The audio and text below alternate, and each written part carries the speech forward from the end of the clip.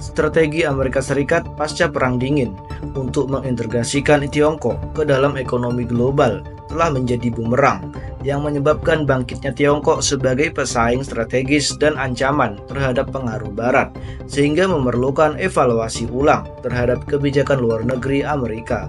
Sejak berakhirnya Perang Dingin, AS telah berupaya mendorong reformasi demokrasi di Tiongkok dengan menggabungkannya ke dalam sistem perdagangan global.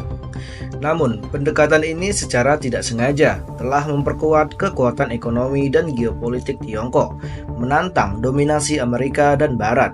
Spesialisasi dalam perdagangan global dengan negara-negara seperti Jerman dan Tiongkok berfokus pada manufaktur dan Inggris pada pelayanan keuangan telah berkontribusi pada kemunculan Tiongkok sebagai pasar semikonduktor terbesar.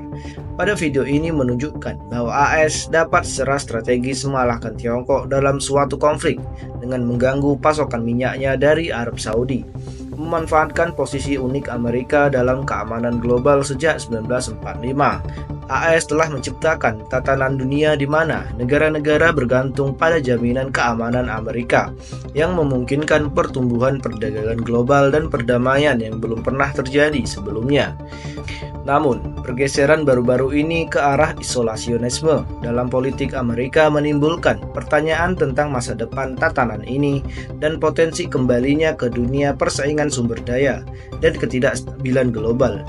Integrasi Tiongkok ke dalam ekonomi global merupakan kesalahan strategis karena tidak mengarah pada reformasi demokrasi, tetapi malah menjadikan Tiongkok ancaman besar bagi kepentingan AS dan Barat. Globalisasi telah menghasilkan spesialisasi ekonomi dengan kebangkitan manufaktur Tiongkok, khususnya di bidang semikonduktor, menjadi contoh penting.